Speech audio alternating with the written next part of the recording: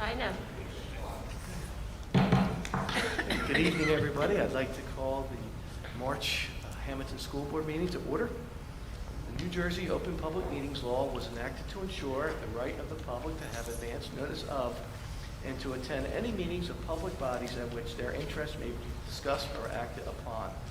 In accordance with this provision of this act, the Hammonton Board of Education has caused notice of this meeting to be published by having the date, time, purpose, and place therefore published in the Hammonton Gazette and the Press of Atlantic City and posted on authorized premises. The notice of public hearings was published in the Press of Atlantic City and posted on authorized premises. Roll call, please. Mr. Attanassi? Here. Mrs. Bernardo? Here. Mrs. Burns? Here. Mrs. Fallon? Here. Mr. Lyons? Here. Mr. Pangia? Here. Mrs. Polito? Here. Mr. Palea? Here. Mr. Scipione? Here. Mr. Thomas? Here. Mr. Mento? Here. Let us rise for the flag salute.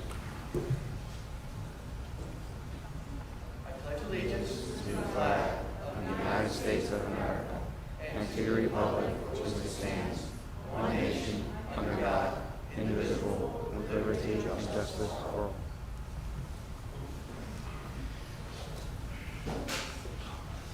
Okay, once again, good evening, everybody. We have two presentations this evening, and the first of which we will be having the teachers and the Education Service Professional Recognition, Teachers of the Year. I've said in the past, this is one of the better meetings that we have here as school board members, and we always appreciate what our teachers do. We have a fantastic group here at the Hammonton School District, and it's nice to honor one or two people from each building every year, just to acknowledge those who are going above and beyond, especially in these trying circumstances that we find ourselves in here these days. So with that, I will turn it over to the Education Foundation members and also the building principals. And I believe this evening, if you are prepared, we'll be starting with the high school.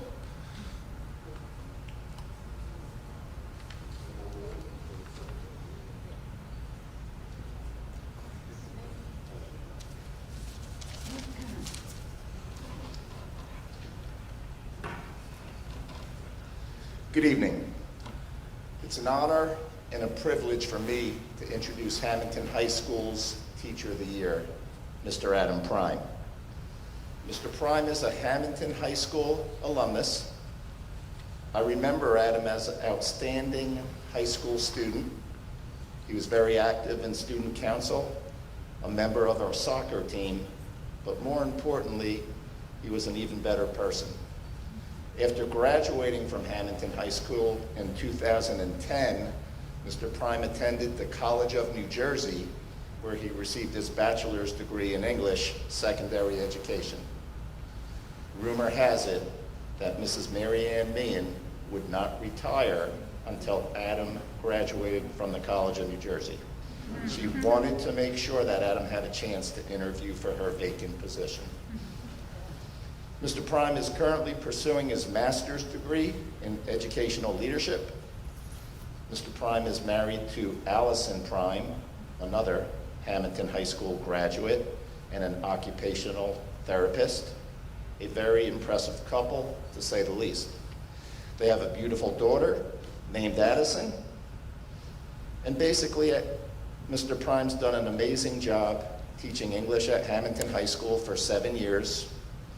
He's our yearbook advisor, an assistant soccer and volleyball coach, head tennis coach, and he's also one of our tech facilitators. He has trained and assisted many of our teachers on how to use the latest technology necessary to live stream and teach remotely during this most trying school year. So congratulations to Adam, certainly a well-deserved honor, and I know he's going to say a few words.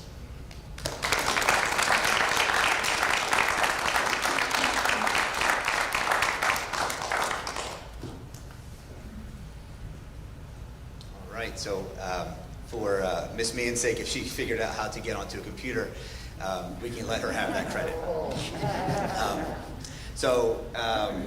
I want to say thank you to the Board of Education, to my administration, to my colleagues, to the HEA for this award, and I'm incredibly humbled to be here, and mainly because just the perspective of, I heard the announcement, I went down to the faculty meeting, and one of the teachers pulled me aside, and he was like, you know what, it's good that you got this, but I think we need, instead of the Teacher of the Year wall, we need another wall where it's Teachers of the Year, because I belong there, right? And I thought immediately, like, wow, that's a lot of truth and meaning behind that statement, where a school can not only breed students, but future teachers, and then those teachers become teachers of students who become teachers, and it's going to breed someone to the point where not only just good teachers, but teachers who are being recognized in their field. And so it's a testament to our parents, to our school, to our district, to our administration, and all of the teachers that work here, that are teachers breed teachers. And so maybe, Ms. Giacco, we can get another wall for those teachers. 3 generations of teachers of the year in 15 years up there, so it's impressive. My roots here are pretty deep. I met my wife in room 107. She's listening, 107. And we were taking the SATs, and I thought she was cheating off me, and I was a nerd, so I propped my folder up. I won superlative of, like 11 years ago, you can look at the yearbook and see me painted from the waist up in all blue with a stupid mascot head on running down the hallways. I learned how to shade a rocket from Mrs. Burns in 4th grade art. I learned to do hugs instead of drugs from Officer Kevin behind me. And so the roots run deep. And so from a young age, the culture of learning and academia has been instilled in me, and I am just thankful that I can be recognized as someone who continues that tradition at Hammonton High School. As many of you know, there's a pandemic going on, and a lot of our lives changed drastically over the past few months, almost a year now. And the 2 principles that have kind of kept me grounded, and I've learned these from the culture at Hammonton High School, but at college they teach you a bunch of slogans, and you don't realize how real they are until they come into action. And one of them is, you should always have a student-centered classroom. And in a pandemic, and in all these constant changing, it was really refreshing to see a staff come together and put the students first at the center of their lesson plans, what books they teach, how they're approaching each lesson that they're moving forward with. And so that principle, that slogan, has become real. And the second one, which runs parallel, is that we as teachers needed to recognize our sphere of influence. So what can we as teachers actually affect?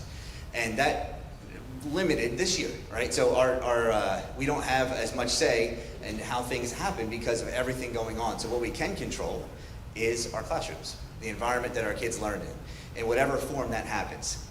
And so keeping our students first, and our motivation being that we're not trying to impress administration, impress our colleagues, whatever your motivation might be, get a pension in 500 years for me. The motivation might be that our students are the priority in the center of our classrooms. And second, that we need to recognize that that is exactly where all of our efforts can be. The most effective people in this world put 100% of their efforts into the things they can control and 0% into the things they can't. And this year, I saw staff come together and do that. And for me, I'm just humbled to be a part of that staff, to have an administration that's backing of that, and just thankful for a family that puts up with late hours making these student-centered plans. So shout out to you, Allison and Addison, even though you can't talk yet because you're one. I appreciate all of your help and support, and I thank you for the recognition.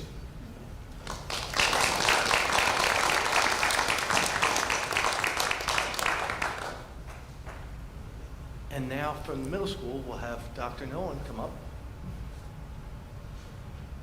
as we recognize Mrs. Kimberly Scavo.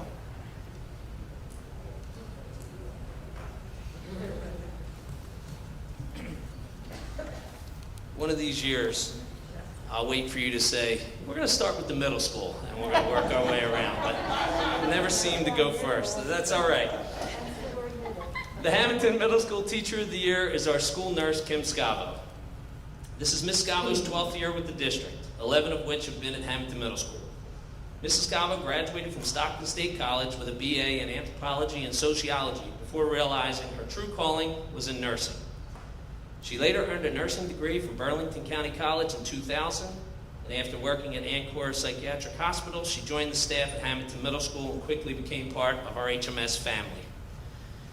Over the years, and especially this year, the job of school nurse has evolved. In addition to the upset stomachs and colds, bumps, and bruises, Ms. Scavo has developed procedures and policies for our students with medical conditions like childhood diabetes, severe allergies, and chronic medical conditions. She also helps us screen our athletes and ensures that everyone participating in our sports programs are fit to do so, including the increasing awareness of concussions. She works closely with the parents of our 6th grade students to make sure that they are up to date with their Tdap and meningitis shots. In addition to her daily duties at Hammonton Middle School, Ms. Scavo chaperones our yearly trips to the Spirit of Philadelphia, Great Adventure, and even the high school band trips. In recent years, she's traveled with the band to Toronto, Texas, and Tennessee. This year specifically has been extremely challenging with the precautions and safety measures of COVID-19. Each day, Ms. Scavo monitors over 100 staff members and 850 students. She makes numerous phone calls and emails, contact tracing, and informing parents and staff of when they can safely return to our school and what procedures and safety measures they should take to help stop the spread. This has truly become a 24/7 undertaking, fielding phone calls and emails on nights and weekends. With her diligence and persistence, she's helped our school remain open for in-person instruction. At Hammonton Middle School, we have 100% confidence in any health issue may arise that she will keep our students and staff safe and work in the best interest of all.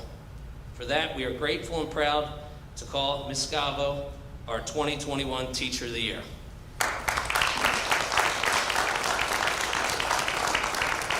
Unfortunately, Ms. Scavo could not be here tonight, but we have her on the TV up here, so she sent us a little video message. Although I cannot be with you all in person, I wanted to extend my sincere appreciation to Mrs. Kieko, the Board of Education, my supervisor, Mike Ryan, and my building principal, Dr. Michael Nolan, and my wonderful colleagues for this recognition. I was completely surprised and humbled when Dr. Nolan announced my name as Teacher of the Year. I never would have expected this recognition. As many in the middle school already know, my road to arriving here as a school nurse was not a direct route. There were a few layovers and plan changes along the way. But those changes and plans had everything to do with the inspirational people I met along my journey, namely nurses and teachers. Somehow, I was able to find the perfect calling for me, which was the best of both worlds, school nursing. Although I am not a classroom teacher, I do my best to teach my middle school students lessons every day, whether it be about hygiene, the benefits of actually eating breakfast and lunch, good versus bad food choices, the virtues of a good night's sleep, or the importance of getting your sports physical turned in by the due date. My hope is that my students will learn from these lessons, become advocates for themselves, make wise decisions, and stay healthy both emotionally and physically. This school year has been an especially challenging one for all of us in education. I have felt involved and connected in a truly unprecedented way with our students, their families, and the staff this year. I suppose it makes it that much more special to have this recognition given to a school nurse in the midst of a pandemic. I'm truly grateful for the colleagues I have come to know during my 12 years working at Hammonton Middle School. I often feel like I'm on an island as the only school nurse in the building, but you have welcomed me into the family with open arms. I'm especially grateful to Dr. Nolan for creating a work environment where I can honestly say I love coming to work each day. Lastly, I'd like to thank my husband Mike and my boys Dylan and Justin for your love and support. Thank you.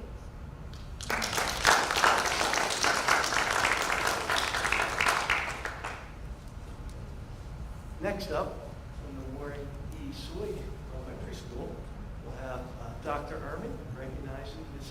Natalie Scaffidi.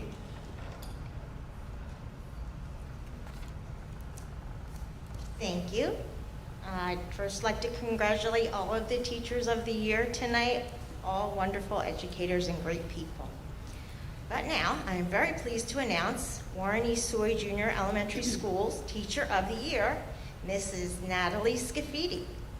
Mrs. Scaffidi, go ahead, has a special gift for teaching. Her always positive attitude, her high energy personality, and her genuine love for the teaching profession make her an outstanding choice for our Teacher of the Year. Natalie truly loves what she does every single day. Making learning both challenging and fun, Mrs. Scaffidi is highly passionate about always going above and beyond for all of her students.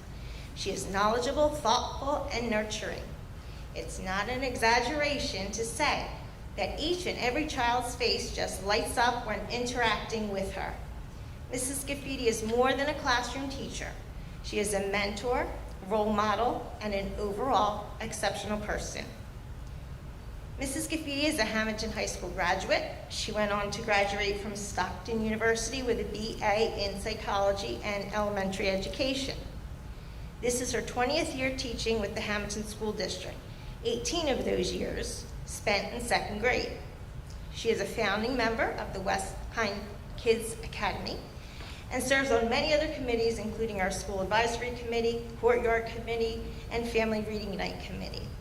She has also volunteered her time to serve as a student mentor for many years.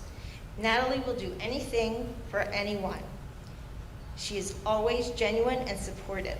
She is loved and respected not only by her students and their parents, but also by her colleagues. Mrs. Scaffidi is a lifelong resident of Hammonton. She is married to her husband, Kenny, and they have two beautiful and talented daughters, Nina and Nola. Most importantly, especially during these challenging times, Mrs. Scaffidi makes each child feel valued, important, and accepted. She is the teacher that students will remember for the rest of their lives. I believe she is one of the very best. Congratulations, Mrs. Scaffidi.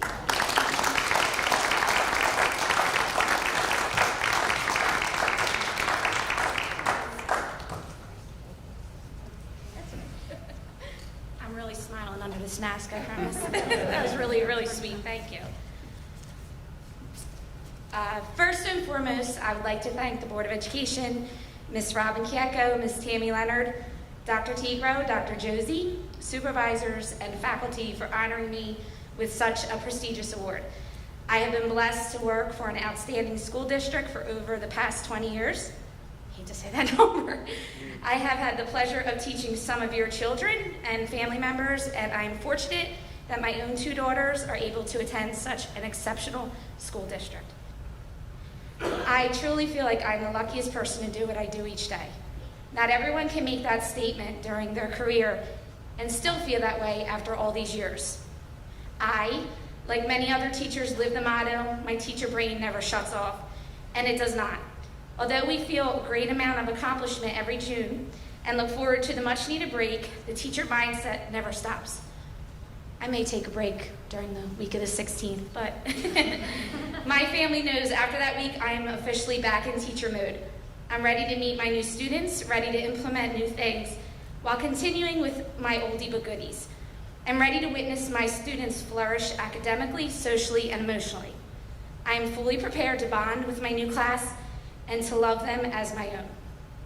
The first day jitters are real for the students, but also still real for this veteran teacher. The excitement and anticipation do not go away, but I am blessed to continuously feel that way every September. When I was in elementary school, I enjoyed learning, and I was very fortunate going through this school district to have many loving and caring teachers. Looking back, that is what fueled my passion for teaching. My aunt was also one of my inspirations. She is now a retired elementary teacher and never stopped loving her job, and I can completely relate to that.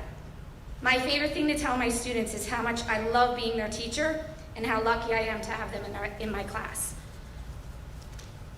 Sorry. That is always the truth despite any circumstances. My students do not even realize how much they inspire me, motivate me, and make me a better person. I know this field of work is extremely special. My parents have always been proud of the path I decided to travel, and I am very thankful for my decision. Even during these current and trying pandemic times, I still feel no other job could be as rewarding, as endearing, as challenging, or as fun as mine. And for that, I'm always grateful. Last but not least, I would like to say thank you for my family. I'm like so nervous. For being so supportive over the years and always accepting my teacher ways. My husband Kenny, my daughters Nina and Nola. They all know how important my job is to me, and I'm grateful that they're always my biggest fans.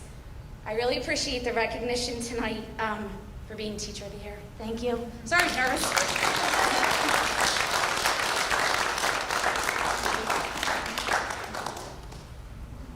And from the Early Childhood Education Center, from what I understand, Ms. Soleil was unable to make it tonight for quarantine reasons.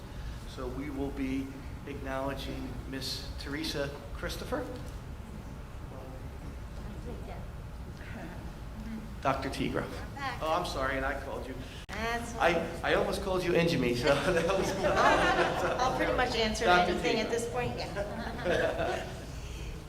Dr. Soleil apologizes she can't be here tonight to introduce her Teacher of the Year, but I'm happy to fill in for her. The ECEC Teacher of the Year is Miss Teresa Christopher.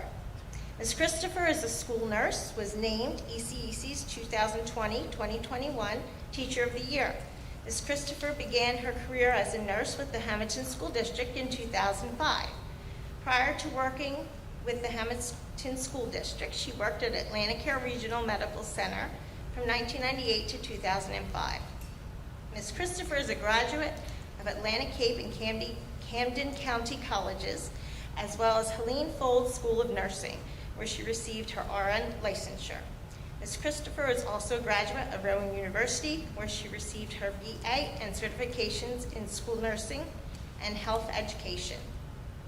Ms. Christopher has been involved in ECEC school initiatives over the years. She formed a wellness committee for students and staff, and she has partnered with Atlanticare Healthy Schools program in order to promote student health. She is a member of the school-wide planning team as well as the student intervention and referral services team. Ms. Christopher resides in Hammonton with her husband Robert and children Kara, Pat, and Bobby Jr. Congratulations to Mrs. Christopher.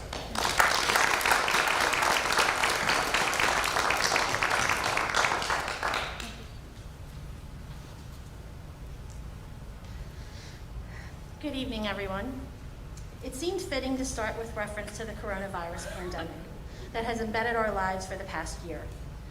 Our students have learned a life lesson that is not taught in school and can only happen with experience, and that is that life is unpredictable and we have to adapt and cope with unpleasant or less than ideal circumstances. Even our youngest students at the ECEC have had to adapt and witness the changes in their environment during these unique times.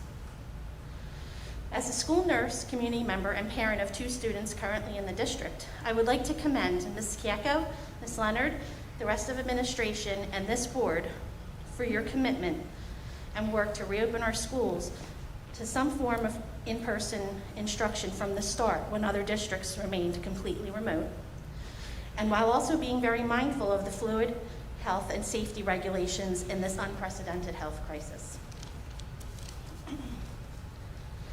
I feel honored that my peers, who are mostly in the classroom setting, chose me as Teacher of the Year when they have had major changes in the delivery of education and the level of stress, effort, and commitment that goes with that massive task. What I've seen firsthand from the early childhood to the high school level makes me proud to be part of this district. I'm most proud to be part of the ECEC. I feel we can call our whole staff People of the Year, from aides to office members to custodians and more. Every action and interaction with students is a caring teaching moment. I say it takes a village in education as well as the home because it certainly does.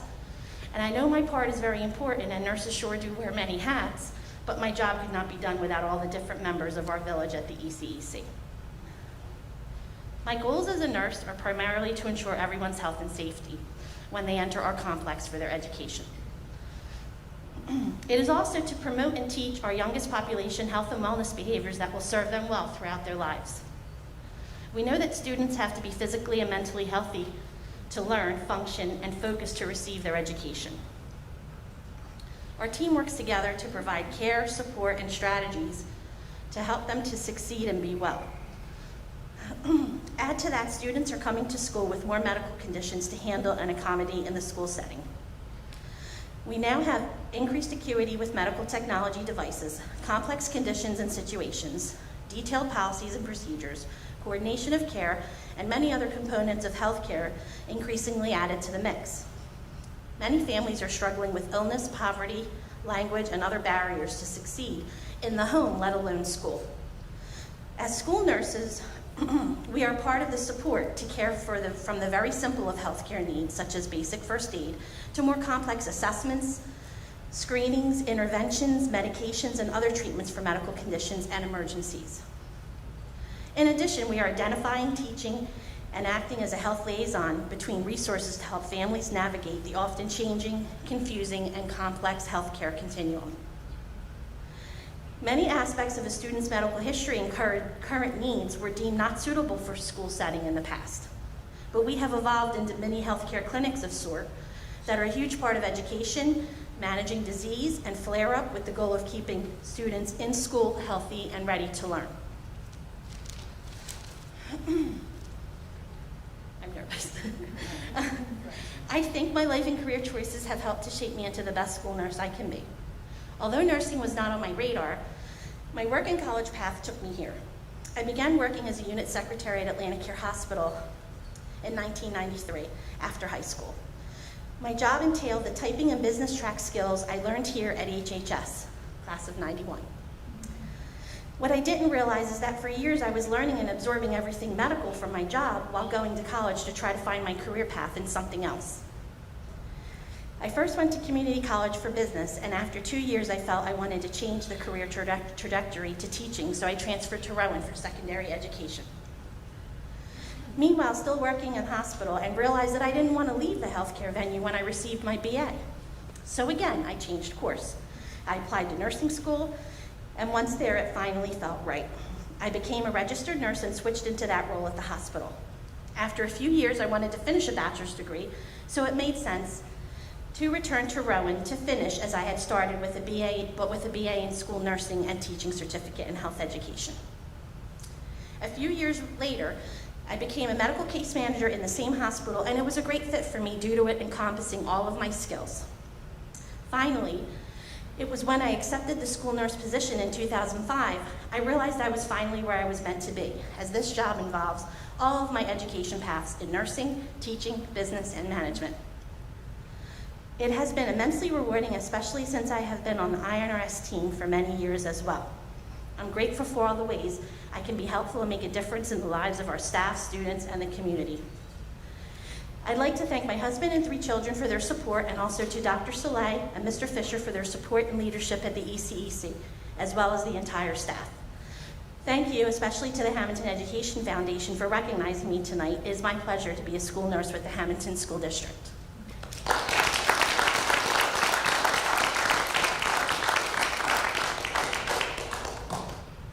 If we could have the recipients come up this evening, we also have from the municipal side, Mr. Joe Girallo, the school board liaison to the Hammonton Town Council, and we also have freeholder, or excuse me, commissioner. I'm a little bit behind today. Commissioner Jim Bertino are here to present our Teachers of the Year with additional awards from the county, I believe, signed by Executive Denny Levison. Good evening, Mr. President, members of the board, Ms. Kieko. Teachers of the Year, congratulations to you and your family. On behalf of the county executive, he proudly salutes our Teachers of the Year in recognition of your selection as Teacher of the Year by your peers for the Hammonton School District. Congratulations and best wishes. Signed, Dennis Levinson, County Executive. Commissioner Bertino, formerly known as Freeholder Bertino, will say a few words. Thank you very much. Listening to the comments of the recipients tonight, it's pretty easy to see why they were chosen. Being the father of an educator, I know firsthand the time, the commitment, the money, the expense you all put out of your pockets to see that our children get the best education possible, especially in these circumstances. So on behalf of the Atlantic County Board of Commissioners, we wanted to come up tonight and say thank you, even though thank you doesn't seem like it's enough. But thank you for all you do for our children. You're extremely important, obviously, in their development, and you're just terrific people. It's exciting for me to be up here tonight. Thank you.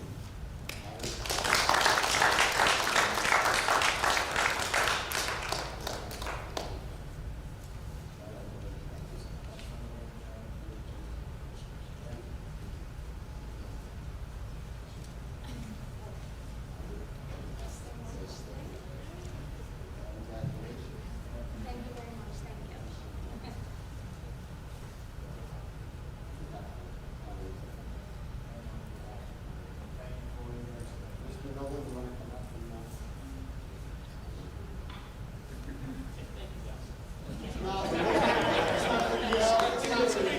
Speaking to Sharpie. Thank you, congratulations.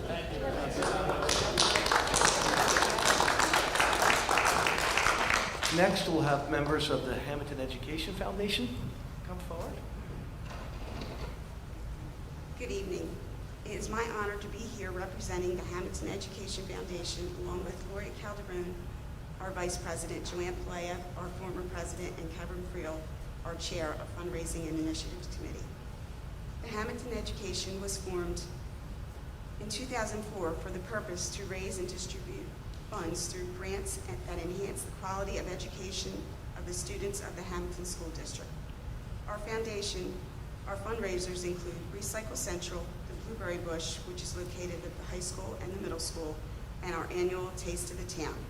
Unfortunately, we are unable to hold an in-person Taste of the Town event this year, but hopefully we will have an in-person event in 2022. I want to thank the Board of Education, Robin Geico, and the administration for permitting the Hammonton Education the use of the facilities for our fundraisers. The enormous and continuous support we receive from the Board of Education, school district, administration, faculty, and the entire community has enabled the Hammonton Education Foundation to provide over $525,000 in grants throughout the years. 34,000 of these funds have been awarded to the Teacher of the Year recipients. The impact a teacher has on their students is remarkable. They help mold and shape our children, and we are so grateful for their dedication and influence they provide. This year's Teacher of the Year recipients are outstanding, and the Hammonton School District is extremely fortunate to have them. It is with great pleasure and honor on behalf of the Hammonton Education Foundation to present each recipient of this year's Teacher of the Year with a $500 grant to spend in their classroom. Congratulations to all of you.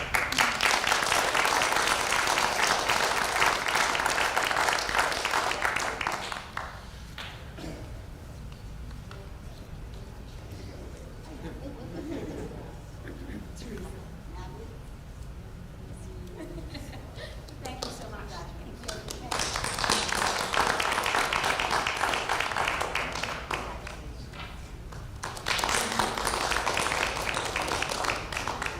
Here it comes again. I'll do that.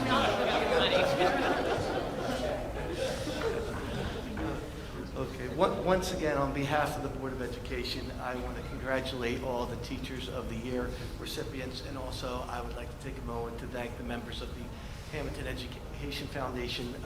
We understand and appreciate all that you do for our school district, and we really wouldn't be the type of district we are without type of committees and foundations like you. So thank you for that.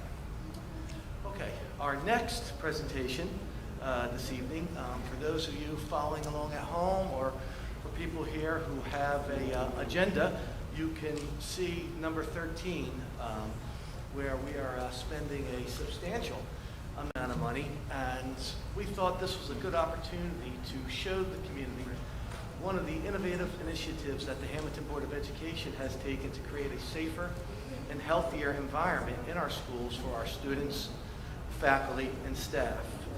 With that, I would like to introduce Mr. David McDonough from Active Pure Technologies, General Chemical and Supply Incorporated. Thank you for having me. I appreciate that. As you said, my name's David McDonough. I'm the owner of General Chemical and Supply. We're based out of Morristown, New Jersey. A little bit about myself and the company so you get to know who I am. General Chemical has been around since 1965. I didn't start the company. I purchased it in late October, 08 of October. I purchased the company. Hold on for 1 second. For those of you in the back, after this presentation, we will be taking a 2-minute recess after this presentation, everybody. So if we want to just hang tight for this. Thank you. Okay? Go ahead. Sounds good. So, born and raised in Cinnaminson, still there to this day. Two wonderful children, great wife. She's a school teacher herself. She's an educator. 5th grade special ed teacher, Delran Board of Education she works at. I've been running General Chemical and Supply since 08. I've been in the commercial cleaning business since 1998. I started in 1998 in the commercial cleaning business. We actually started doing disinfecting, specializing in disinfecting before disinfecting was cool. We've been doing since then, specializing in clean rooms and hospitals and schools. And then we also been doing daily cleaning as well too. And we do it throughout South Jersey, Central Jersey, spread our wings throughout eastern Pennsylvania on the cleaning side of our business. And we actually go out into Kentucky and Indiana as well too. We spread our company out that way too. But that's not what I'm here to talk to you about. I want to talk to you guys about Active Pure Technology. Don't know what you guys know about Active Pure Technology, but Active Pure Technology was invented over 40 years ago from NASA, with the help of NASA. The reason why they invented this technology is because when the astronauts went into space, if one astronaut got sick, they all got sick, and then it kept on going round and round and round the space shuttle, and then they had to cut the mission short a little bit, and then at that point in time, they realized they had to invent something. So that's when they came up with Active Pure Technology. So Active Pure Technology has been around, like I said, for 40 years, but the guys that helped develop it through NASA decided to start their own company, and they asked NASA if they could take that patent to another level and take it to the public, because they said, hey, the public needs this information and they need this technology because the way things are going around the world, people need clean air to breathe. So they started a company called Layer about 15 years ago. It became public about 12 years ago, and since then, they became a $3.5 billion company. Their technology is unlike anything else that's out there today. It's why I'm here today, and this is why so many schools, businesses, and healthcare providers, not just in this country, but around the world, are leaning towards Active Pure for their way of cleaning the air and getting kids back into school. But before I really get back into just Active Pure Technology, I always like to talk about how we got here too as well. Indoor air quality was always an issue. Some people didn't see it as big of an issue, some people saw it as a big issue. But we've never really spoke about indoor air quality until COVID really hit. And I know moving forward it's going to be a hot topic, not just today, not tomorrow, not next year, the following year. We're not going to forget this pandemic, and we're always going to be wondering what's coming next. What else can we be improving upon to keep our kids safe in schools? So we got to talk about other things too, not just about SARS-CoV-2 or coronavirus. What about norovirus? What about staph infection? What about ringworm? What about kids that have asthma? We live in the Northeast, and as we all know, in the summertime, it gets very hot and humid around here, and we always have a school district on TV that we don't ever want to see, but they're getting shut down because of mold in their building, and they got a major mold issue, and then everyone starts to panic.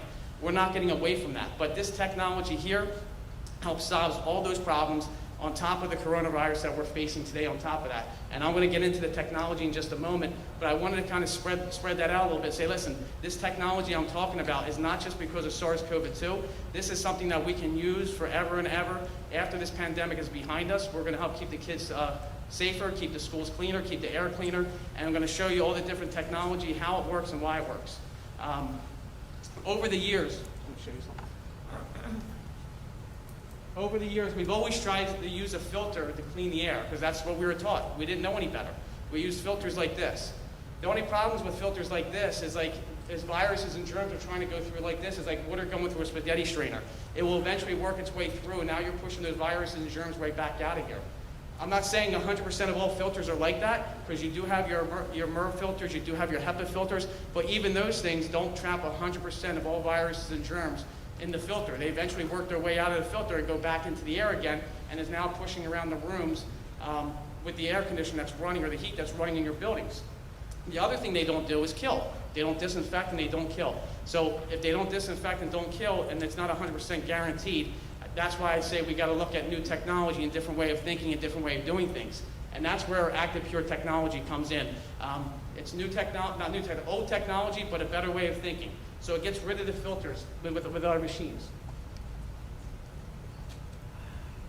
The best way to describe Active Pure technology is basically the way this technology works is the air that you and I breathe, it runs through these machines right here, and it goes through a patented system called the honeycomb matrix. As the air runs through the honeycomb matrix, it's going through that honeycomb matrix, and it takes the air that we are breathing and turns into positively charged molecules. As that air is changed into positively charged molecules, it comes out of here, comes out of the machine seeking anything that's negatively charged. Mold, mildew, norovirus, coronavirus, staph infection, anything else that's out there today. So it basically acts like oxidizers. They're positively charged oxidizers that go into the air seeking anything that's negatively charged. When the positive and negative meet in the midair, they connect together, they drop to the ground about 200 times faster than gravity. After they drop to the ground to gravity, within 3 minutes they mutate themselves. So this is scientifically proven that it will reduce SARS-CoV-2 in midair 99.99% of the time in 3 minutes or less. That's where this technology is so relevant in schools and so important for getting restaurants, schools, and businesses back open again, because this technology can do that. This technology is being used not just in schools, like I said, but major places around the world. Places you all recognize. The Pentagon's been using this. The White House is now using this. Cleveland Clinic, which is the largest provider of healthcare in the world today, is using this technology as well too. I never heard of Cleveland Clinic until about 18 months ago, and didn't realize how big they were. They did a 3-year study on this technology about 5 years ago before they introduced it into their hospital. Now they use it throughout their whole entire hospital, and they also use it in all their operating rooms. They say they have a 82% less chance of infection when they're doing an open heart surgery or a triple bypass surgery, or when anybody is exposed. They will see a major reduction in infection. So that's a reason why they went towards this technology. So we go back to the technology right here, as it's going, once again, as it goes back into the air and it starts killing everything, and it's not only going to kill what's in the air, it also will continue to kill what's on surfaces. I always like to use the analogy, if Susie's in the corner of the classroom and she sneezes, and Active Pure technology is running through that room, the second she sneezes, and it comes out of her mouth, anything that's negatively charged, which is viruses or germs, Active Pure will start to work on it right away, instantly going after it. Whatever goes onto the surface, whatever goes onto the desk, or anything that goes airborne, Active Pure technology will absolutely start to work right away. That's the difference between our technology and using something with a filter. If Susie sneezes out a corner and on that desk and it lands on her desk, those viruses and germs are not going to pop off the desk, and they're not going to go towards that filter.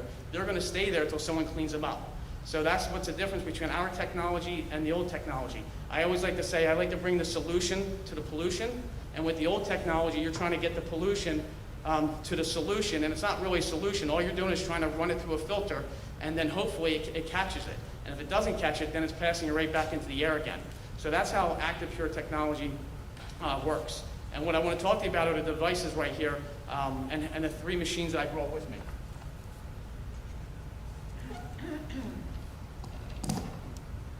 I'm going to show you these 3 machines right here.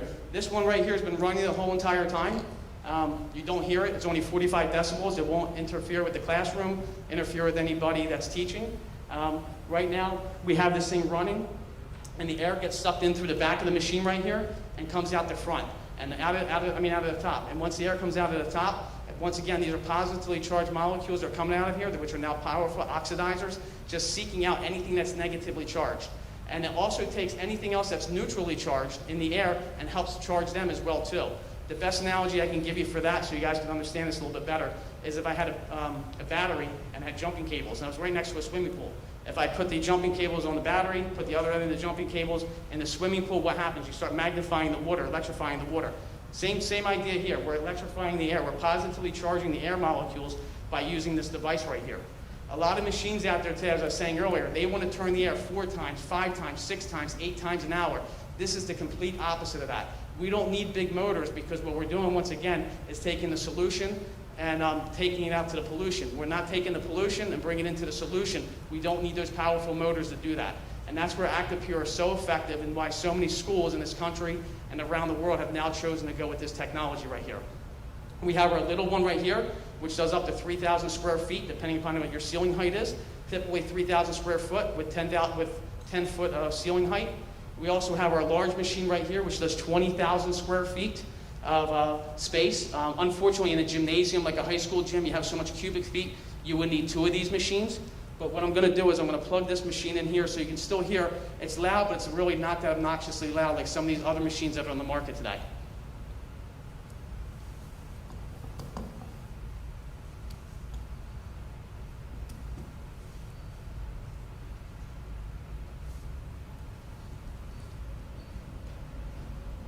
In a room this big, it'll be nice in a room this big because then it won't hear it as much. In a closed room, you hear it a little bit more, but as you can tell, that's running on full blast as we speak, and you can probably barely hear it from across the room.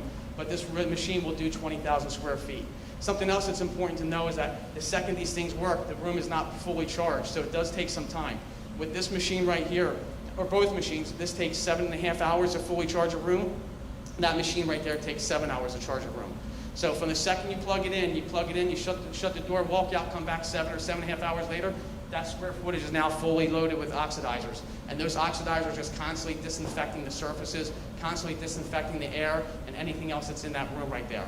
What's great about this technology also, and I have an ATP meter that I use all the time. It wouldn't be good for this demonstration because it takes a little bit of time, and I do this for hospitals and plenty of schools. I can go to any surface, and an ATP meter, I apologize, you probably don't know what that is. It's a device for measuring the level of cleanliness and viruses and germs on a surface. They're used in hospitals on a regular basis. And you go around, you swab areas, and then you get all kinds of readings on this device. Sometimes they're at 125, 250, 300. I've seen them high as 500. I've done my cell phone over 600 before. We ran ActiPure technology in the room for 12 hours, 8 hours. Later, we come back with the same device, and we swab those same areas again, and we'll see a 6-log reduction going down to, on the meter, down to 17, 22, 28. Anything below a 33 is considered satisfactory in the hospital setting. Anything below a 27 is considered excellent. So if we can have that kind of a reduction on a surface using this technology, I think it's definitely a great thing to have. This right here, I do want to show you, this is called our living proof device. Something I want to show you and how it works. This is basically, I'm going to turn this machine on right here in a second.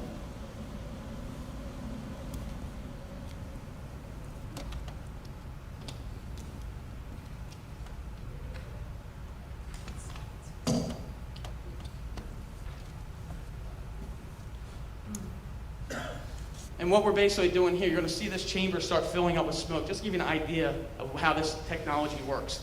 We have our 2 antennas here, which will start turning on. They're positively charged.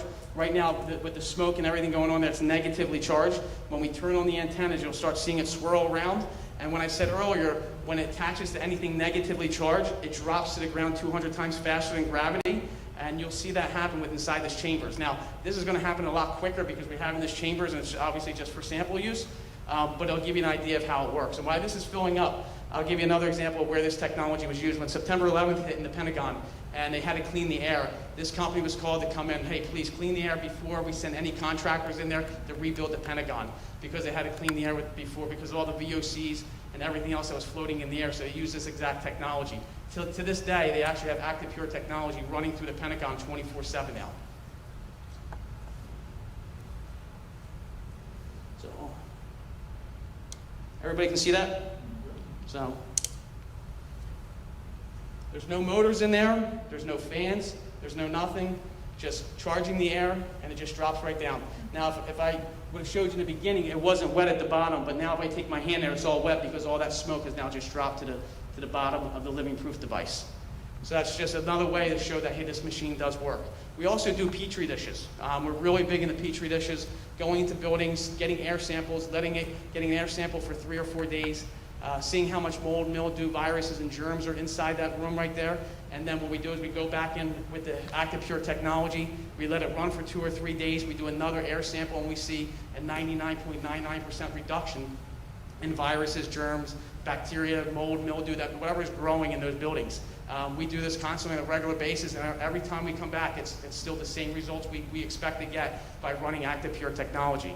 That's why going forward with devices like this in your school are so important, because these things are going to not only kill, once again, SARS-CoV-2, but after this is over, and we're hoping this pandemic is over real soon, that this thing is going to be here for you guys forever. It's going to help continue to clean the air. You're going to see also a huge improvement on kids with asthma. Asthma is very big today, and we keep on hearing different studies and different stories from schools that have been using this around the country before the pandemic about how great this was for their kids with asthma. There was a study done in Pennsylvania from this company for 3 years, from a high school and a grammar school, elementary school, all three of them combined as one school district, trying to do a reduction on absenteeism. They showed an 83% reduction in absenteeism when they ran these machines, 100% reduction in staph infection on top of that. So as you guys know, infection from staph infection comes from wrestling mats, weight rooms, locker rooms, and places like that. Also with this technology too, it's also being used now. It's the official device for the Major League Baseball, official device for the NFL on top of that. And like I said, it's being used at the Cleveland Clinic and many other locations around the country. Locally, I mean, we're working with, our company works with about 250 school districts throughout South Jersey and Central Jersey. We probably have this machine, this device in about 65 or 70 schools already so far. There's a lot of devices out there too, but the one thing I want to touch on that's so important is the certifications this come with. Nobody has a certification with the EPA. This has an EPA registration. We have this machine has been tested in some of the worst FDA facilities that are out there, meaning they test the worst viruses, things like H1N1 and anthrax. This device was tested in there as well too, and it shows that it does kill everything we told you it does kill and continues to kill. And they had to do an emergency claim when this came out, because no one ever heard of coronavirus or COVID-19 before. So when that first came out, they had to do an emergency claim with this. It took about 90 days, 110 days to get that final claim that they got. And after it came back out, it showed that, yes, this will reduce everything 99.9%. So I don't know if you guys have any questions. I can open up to you guys. Board members, do you have any questions? I do. Sure. You said something about 7.5 hours, so that would be something you would have to plug in and be plugged in the entire week. Yes, we suggest leave it run 24/7. Even when the kids aren't in the school in the summertime, because we do live in the Northeast where it's so hot and humid, let these things keep on running. Any mold or mildew trying to form, this will kill it. And do they have filters in them? So it's a good question. They do have a filter, but it's not a MERV filter or anything like that. It's just a dust filter that's on the back here. Let me see if I can pull this off. Is that something that has to be replaced? It's very similar to a wall unit of an air conditioner type of filter. Yeah. That can be taken out. So let me do this real fast. Just I'll show you in the back real fast. You got a little air filter on the back. That's it. You take that off, Sharon. You take this thing off. You vacuum it every 60, 90 days. If you guys go with this, you vacuum off. You put the plastic right back on and put it back on top. A maintenance person will spend more time walking from room to room to room than actually physically cleaning this thing out. Do these filters have to be replaced? Absolutely. You'll start to notice after a while, they might start to get a little fray or something like that. You replace them. We're finding like they can last 16 months, 12 months, 24 months, depending upon the vacuum you use and how much pressure there is sucking all the dirt out. Thank you. You kind of answered my question. So 83% less staff and children that were getting sick? Correct. Yep. Okay. 83%. That's awesome. Yes. And that was done in a school in Pennsylvania, which has hot and humid weather too as well, and kind of the same temperatures we have. Yes. And that was before pandemic. This is just, Right. Yep. Any other questions anybody have? So provided we move forward tonight, Yeah. when can we expect delivery of the product? So obviously these things are in hot demand. The company is doing the best to get them out, but they've been doing tremendous for me. I had one school district north of here, I'll say who it is, because they had got their machines, Tom's River. They needed them quickly, 800 and some machines. They ordered them on Tuesday, they're getting theirs this Saturday. Wow. Yeah. Great. Same thing at the Trenton Board of Education. They ordered theirs on Monday, they're getting theirs tomorrow. And they were over 500 machines. So they are producing the machines and getting them out quickly. These are coming out quicker than the other ones. This one will take a little bit longer, maybe 2 or 3 days right behind. But I always been telling everybody in the 2-week window, we'll have everything to you. They do make another device too, I'm just going to put it out there too. This is called their Mini Mobile. It's something that I drive around with if I go to hotels or motels. Same exact technology right here, plugs into your cigarette lighter or an outlet, and I have it running in my office. I have it running if I go on a trip somewhere. It's the same exact technology, it just constantly runs 24/7. That's designed to do about 300 square feet. Very small device, very quiet, easy to operate. But that's something that could accommodate a school bus. No, it's not, to be honest with you, because of the cubic feet of the school bus. And the problem with the school bus is there's so much open air going back and forth. I don't want to mislead you. I've done some studies with it, and I've done all my swab testings, and as I went further and further back towards the seats, my swab testing didn't come out to give me the results I was looking for, unfortunately.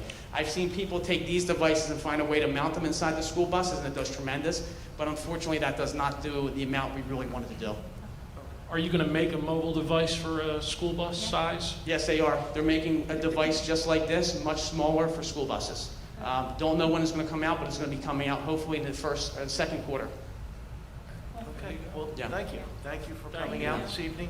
We appreciate the very informative presentation. Sounds good. Thank you so much. Anybody need anything, feel free to give me a call. Yeah, we'll be sure to be in touch. As, again, the community will see, we do have a purchase order item on number 13, action item, but as it goes with all school districts, the business administrator has the ability to make a purchase order. So this is a rough estimate of what's on our agenda this evening, and as we see fit, we will continue to fit these throughout the entire school district. Thank you. Thank you, guys. Appreciate it so much. Thank you.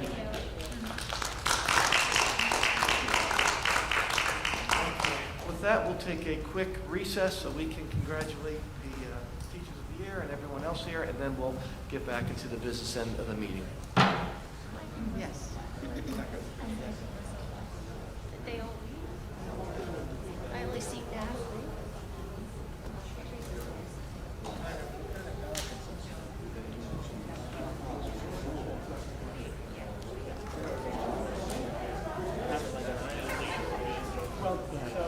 I'm not recording, but I'm still on.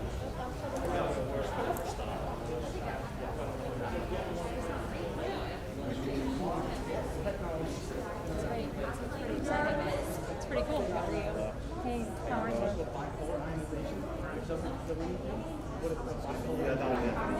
Politicians,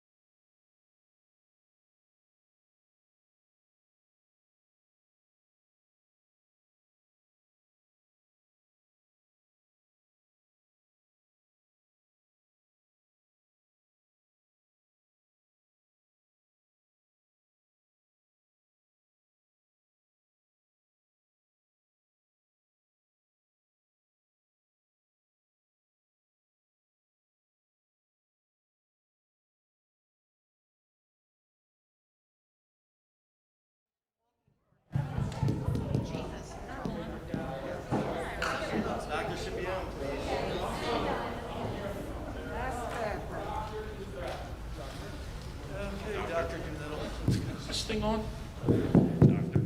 Just checking. Okay, I'd like to reconvene the meeting. We'll now go into our committee reports for this evening. We'll start with our sending and receiving person, Ms. Barbara Bernardo. Hi, good evening. The sending receiving did not meet this month before the meeting. We did have a discussion last month, and speaking to Al and of course John, it doesn't seem to warrant, we were talking about it, a meeting each month. It might be on an as-need basis. And we were discussing also the fact that if there was something that came out that was an emergency, you couldn't wait until, you know, a meeting with a committee to solve that problem. So John and Al, of course, if you have any concerns, please, you know, let me know, and we will be meeting throughout the year. Also, I am going to attend the Waterford meeting to introduce myself if anyone has the concerns there. In April, actually, Barbara, we have Robin and I and whatever other board members will be attending the Waterford meeting in April. Oh, I did not know that. That might have been something you could bring to the sending receiving committee. But anyway, so then I guess I could move it to April. It doesn't seem that it would make a difference. Like I said, if you have a sending committee. You can still attend the meeting, that's fine, but I just, No, I know, but I'm I just wanted saying, to let you know that maybe you we'll could have brought it up to we'll all be us there that you were doing in that. April. I would like to take the opportunity, of course, to thank and appreciate our Teachers of the Year. I think recognition is something to be cherished, especially when it comes from your peers. You know, it's nice to be recognized, but when you know that you're working with a lot of people that recognize you for your work, it just gives it an extra little thank you. And I'm sure it was, as you could tell tonight, it was very well appreciated. This isn't sending receiving either, but I would just like to give a shout out to Mrs. Fallon for reaching out to MediLink to work along with them to have our staff vaccinated with the COVID. And I thought that was a very recommendable thing for you to do, and I hope that it comes to fruition, and I'm sure that it will. So thank you for doing that. It seems you hear a lot of times that the vaccine is available, it's available. Well, as some of you probably know, try to get it. I'm on like, 3 or 4 lists still waiting to find out, where and when to go. And this is so convenient because it's right here in Hammonton. I like that more than anything, that you don't have to travel. So thank you for doing that. And that's all I have. Thank you. Sam, I just wanted to make a comment. Yes. Yeah, Barbara and I had a lovely chat at the beginning of the meeting, right during the break, about how she envisions sending and receiving should work, and I have to say I agree with it. I think it's the right way to do it, and I look forward to working with it. Thank you. That's great. Like we always say, we have a fantastic relationship, you and I personally, and the towns. And whenever there is something that would come up, we don't necessarily have to have a meeting. We just call each other and take care of it. Exactly right. Yeah, it's a great working relationship. Thank you. Mr. Lyons, from the Solar Committee, please. Actually, I do not have an update. We're anticipating the equipment arriving shortly, but that's my update for this evening. Thank you. Mr. Thomas from Paulson, please. Nothing to report. Okay, Mr. Clay, I know you have an important update. Yes. The Finance Committee. Finance Committee, we have some, I'll start with the easy one. Resolution number 13 is dealing with the active air technology units. It's a purchase order of over $320,000. That'll get us over 200 units, which we think will do everything. If we miss any rooms or we miss any spaces, we've authorized our business administrator, as Sam said earlier, the president said earlier, that she has the ability to get another purchase order and get more of them. So we will do 100% of every one of our buildings. And this is a good start to get that done. Also from the Finance Committee, item number 1 tonight is we are introducing our budget, sending it to the county. We will have a tax decrease this year. We did very well in state aid funding, and other funding had come through, so we will be able to offer a tax decrease to our residents this year. We will have a full budget hearing in May, and we will provide all the details of that at that time. And that conclude my report. Thank you, Mr. Blair. Mr. Scipione, Community Relations, please. Thank you. Congratulations to our teacher and educational professionals of the year. And thank you to the Hammonton Education Foundation for your continued support of our educational programs. Also, thank you to the staff at ECEC and WES for their creative and engaging family reading night program on March the 5th. Many positive comments were received by parents. Our second phase of winter athletics is beginning. Winter track had their first meet March 4th. Girls volleyball will play their first game March 16th. And wrestling will have their first match on March 17th. Best of luck to our athletes and their coaches. The start of spring sports will be on April 1st with a projected full season of competition and championships, which we didn't have last year, so that's great. Spring break will begin with a single session day on March 31st, and the schools will be closed from April 1st to the 5th. Finally, the Hammonton Middle School held its annual spelling bee. I'd like to congratulate this year's winners. Our first place winner was Jeremiah Bautista, who's an 8th grade student. Second place was also an 8th grader, Sean Fidella. And in third place was 6th grader Maxwell Bonin. And congratulations to everyone that participated. And that's my report. Thank you, Mr. Scipione. Mrs. Burns from Yeah, the curriculum committee met, and I would like to reiterate some of the congratulations, like Mr. Scipione said, to our teachers and support staff of the year. And I really would like to give a shout out to the Hammonton Education Foundation for their hard work. This is a group of volunteers that enhance the education of our students and provide grants to our teachers, and their work is tirelessly done. We'd like to thank them, and I know it's a difficult time to raise funds during the pandemic, and I know they're going to continue to try to move forward with their events. I also wanted to just apprise the staff, the members here that at our curriculum meeting, we were told that our 5th and 6th grade language arts series will be a new series that we will be purchasing, which will definitely be a welcome. And also, I don't know if Mr. Scipione mentioned this, but middle school spring sports will start with track this coming April. So we're looking forward to that too. That's it. Thank you. Thank you. Mr. Panja from Waterford. Yes, Sam. First of all, because I rarely, if ever, get an opportunity to be down here with anybody else from my board, and there are 2 members here tonight. For those of you that have never met them, Terry Chiddington, I know she served on the board. Most of you know who she is, past president. I know she served on the school. But also, trying to hide over there is Ro Hunter, who's a member of our board. Stand up, please, so I can see it for a minute. It's nice to see some friends down here. I wanted to take a minute and comment on the Teacher of the Year Awards. I think it's great that we're getting back to somewhat normal. It feels good, that we're getting back to doing some of the things that, we ought to be doing.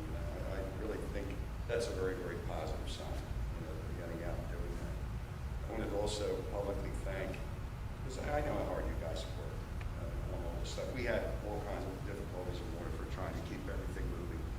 And quite honestly, I know from being here what you guys have done also. So just really, on behalf of my colleagues, myself, and the people in Waterford and the kids in Waterford, I just would really like to thank you, Sam, and the members of the board, my colleagues, and Robin for all the work she's done this year. It's been tremendous.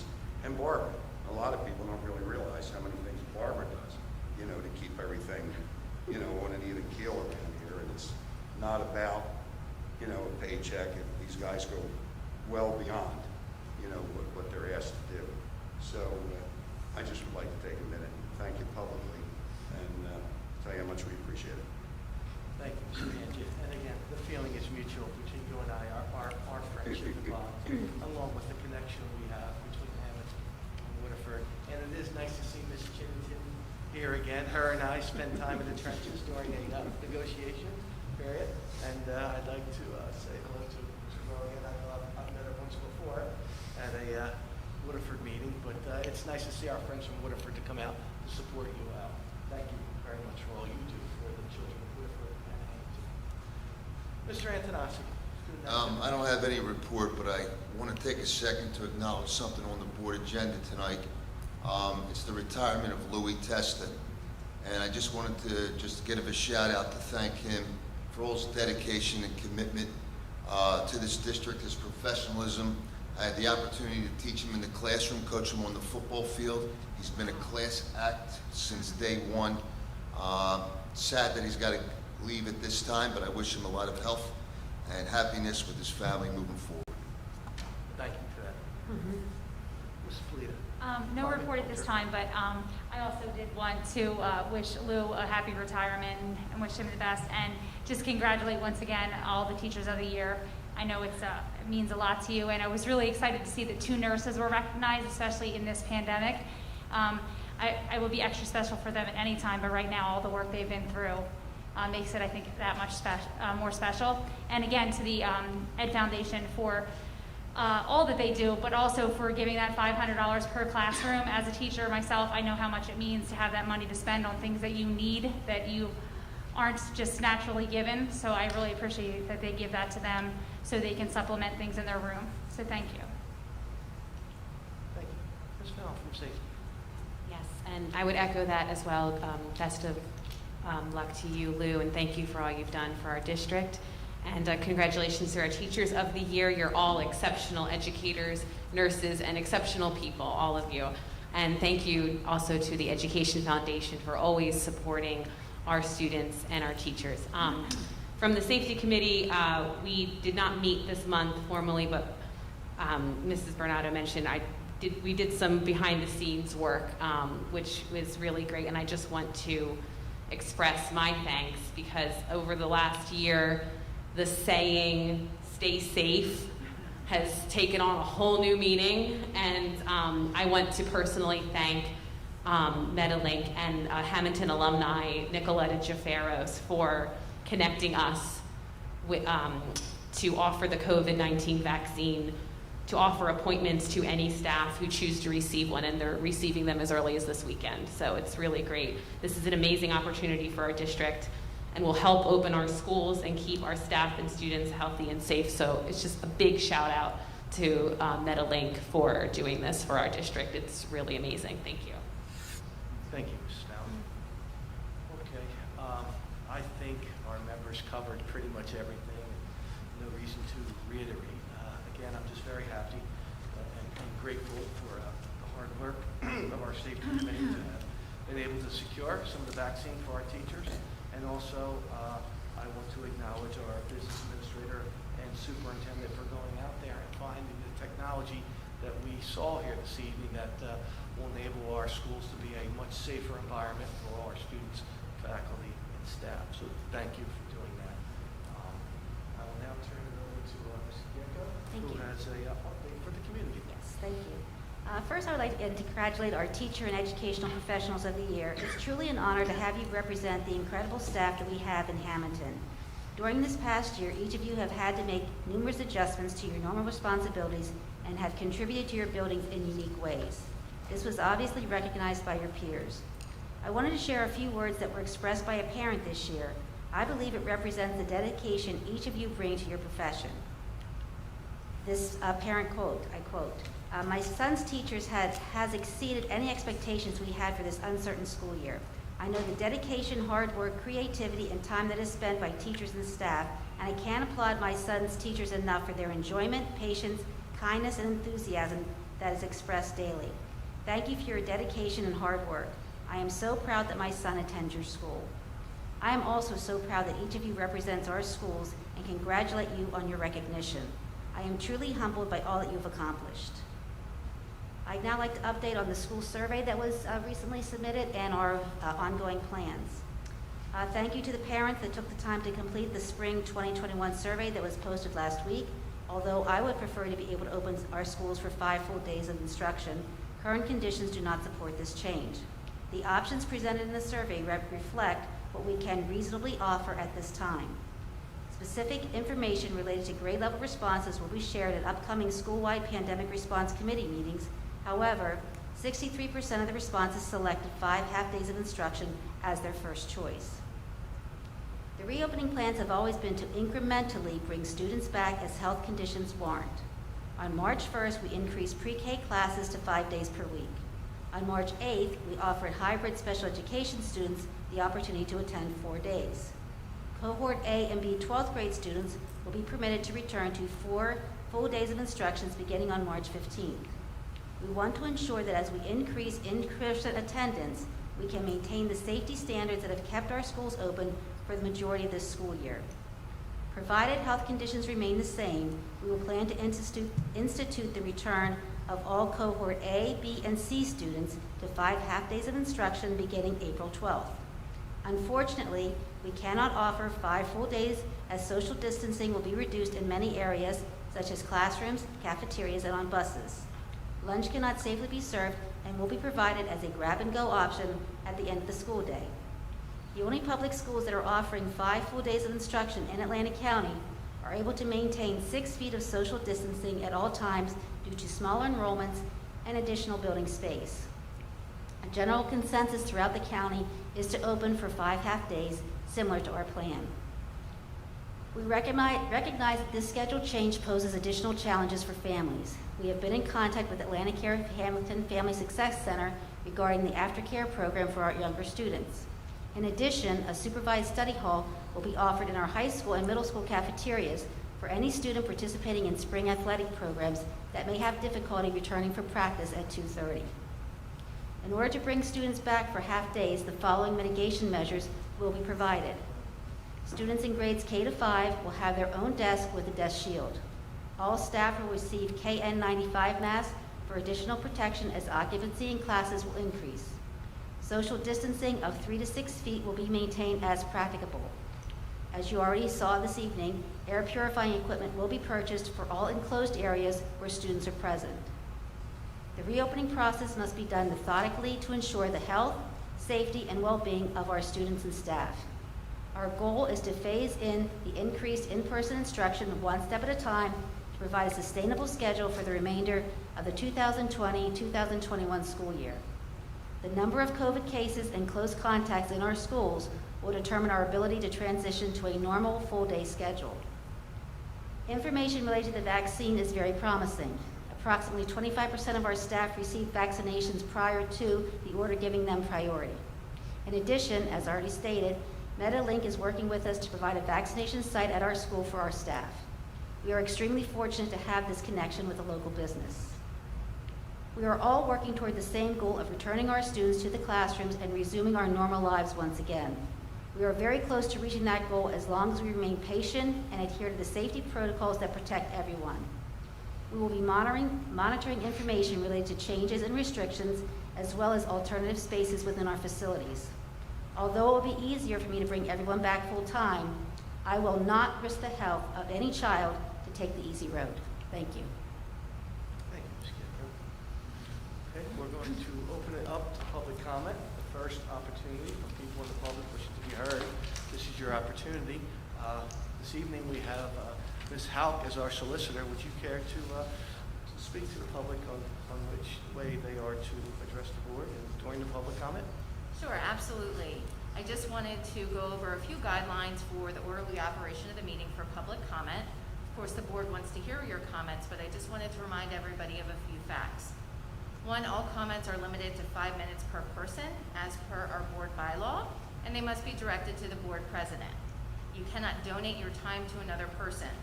Once everyone has spoken, if someone would like to speak again, they may have the opportunity to do so if there is time left. Public comment is a time to make a comment or statement to the board. It's not a back and forth discussion.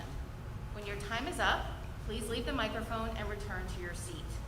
After your time is finished, if you asked a question, the board president will determine if your question can be answered now, or if someone will get back to you based upon the nature or complexity of your question.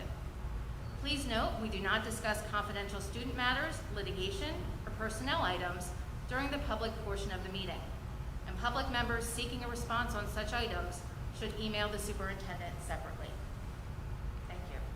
Thank you. Again, this is the first of 2 opportunities from anyone in the public wishing to be heard to come before the board.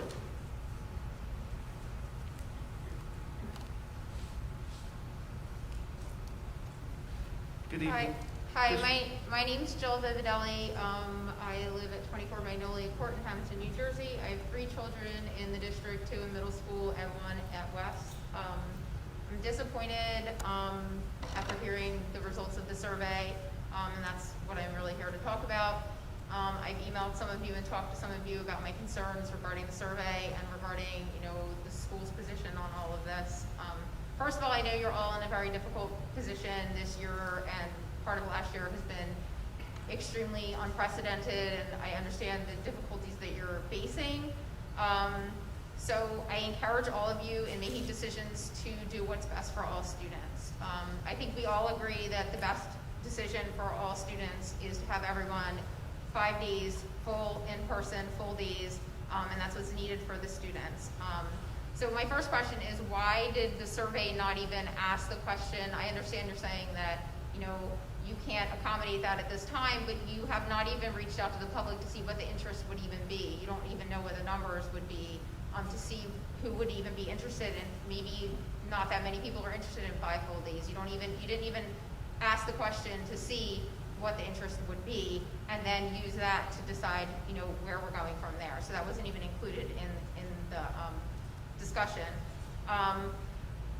To speak to the 5 full days a week, I know that's what everyone keeps, talking about, since we are using full days as full day model right now, even though it's a hybrid model. There are districts, I know they're not in Atlantic County, but similar size to Hammonton, pre-K to 12, because I know you want to have, compare similar districts, like West Deptford just announced they're all going.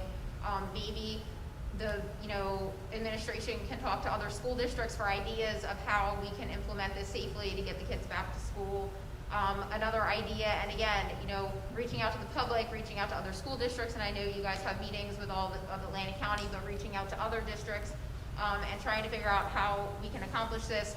Tents for lunches. The spring is a wonderful time. The weather is warming up.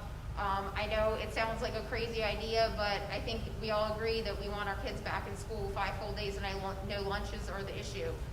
So exploring the option, if it's a fail, you rent the tents for the 4th marking period, and you move on and you say, okay, that didn't work and we'll try something else. Just saying no right off the bat doesn't make any sense to me.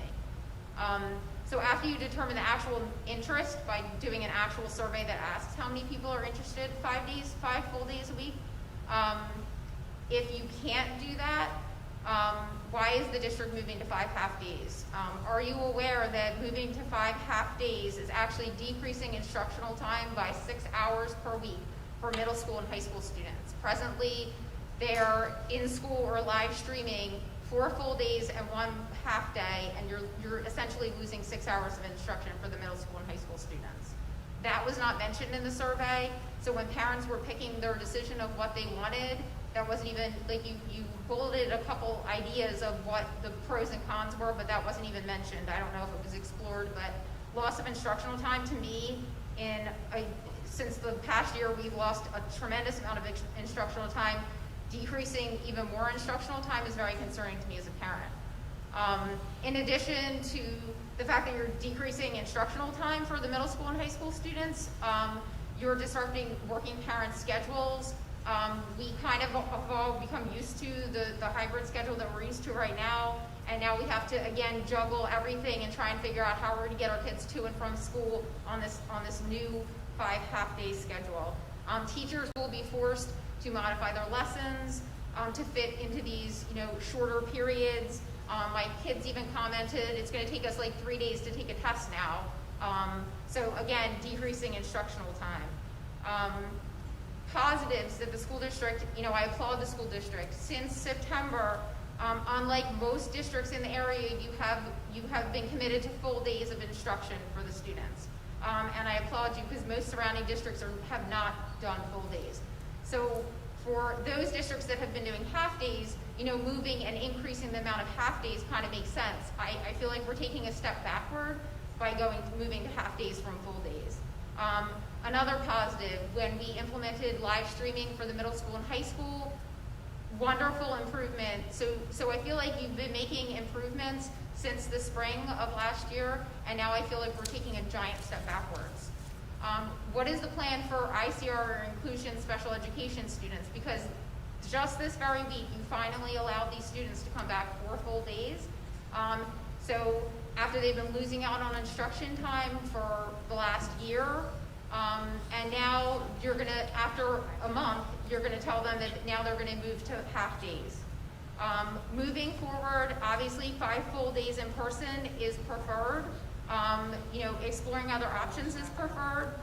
If you can't do this, have you thought about moving to... Your 5 minutes has ended. If you could wrap up what you're saying, please. Okay, if you could consider, if you can't move to 5 full days, have we thought about making that Wednesday a full day and having the kids cohort A 3 full days a week, and then the next cohort B 3 full days a week? Also, the last thing I'll say is providing frequent updates to the public about what's going on is appreciated, and including people. I know our common goal is to get the kids back into school, I just really feel like the survey was misleading and it was biased, and that's why you got the results that you got. Thank you.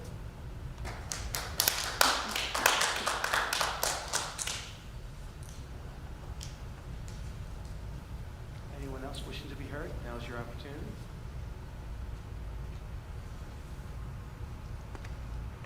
Okay, seeing no one, we're going to close that portion of the public comment. Okay, we'll now move to finance items 1 through 24. Is there a motion, please? So moved. Second. Seconded by Mr. Scipione. Discussion? Roll call, please. Mr. Attanassi? Yes. Mrs. Bernardo? Yes. Mrs. Burns? Yes. Mrs. Fallon? Yes. Mr. Lyons? Yes. Mr. Pangia? Yes. Mrs. Polito? Yes. Mr. Palea? Yes. Mr. Scipione? Yes. Mr. Mento? Yes, motion's carry. We'll now take 2 items, items number 25 and 26. This is pretty much, I guess, a meeting inside of a meeting. This is the hearing for the renewal of Mrs. Giecco's contract. Do you want to give us a legal explanation? Absolutely. Absolutely. So this portion of the meeting is for the renewal of the contract for the superintendent. Pursuant to law, we have to have a public hearing for that contract.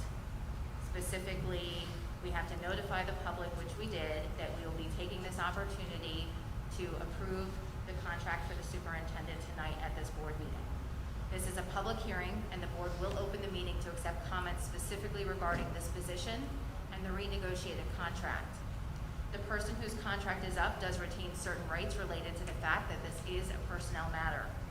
As such, the board will not comment on their job performance or evaluation or other areas of their employment. Rather, the board may be able to answer only those questions which specifically relate to information which is otherwise public record. However, the information which is not public record will not be discussed. Please be aware that the subject of this hearing retains the right of privacy and shall retain all rights regarding defamation and slander according to the laws of New Jersey. The board shall not be held liable for comments made by members of the public. With this introduction, I now open this meeting, this public hearing, and request the record to reflect and the minutes of this meeting reflect that the meeting has been so open and has been duly noticed as required under the law. Now would be the time if anyone has any specific comments or questions about the superintendent's contract to come to the microphone. We'll open it up, and just to let the people know, I will just give a quick analysis of what the contract is. Currently, Ms. Giecco has 1 year left on her contract, which was a 5-year deal. This new contract is essentially a 2-year extension, so we are redoing it to a 3-year deal with a increase of less than 1% a year moving forward as far as her raise. That's the financials of it, and the difference between some cap days where it went from 10 to 15 because we as a negotiation committee didn't feel it were fair that Ms. Giecko really has not been able to take a day off or a vacation day during this time, and we really capped her at a low number of what she could bank. So we changed that number from 10 to 15, and essentially that's the only changes that we made in this contract. With that, I'll ask for anyone in the public. If not, I will close that public portion of this hearing, and You could vote on numbers 25 and 26. we will vote on 25, 26, and this would be for a limited number of board members, those who are non-conflicted. And Ms. Prettyman, would you give us the roll call, please? Do we need a motion, please? Oh, yes, we would need a motion for 25 Motion. and 26. Mr. Shipian. Second. Seconded by Mr. Pangia.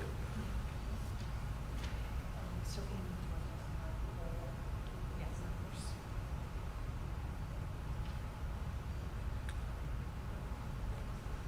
Okay, so I will call everyone, and if you're conflicted, you'll abstain, right? Mr. Attanassi? Abstain. Ms. Bernardo? Abstain. Mrs. Burns? Yes. Mrs. Fallon? Yes. Mr. Lyons? Abstain. Mr. Pangia? Votes yes. Mrs. Polito? Yes. Mr. Palea? Yes. Mr. Shipion? Yes. Mr. Mento? Yes. Motion's carried. Thank you. Congratulations, Rob. Congratulations. There you go.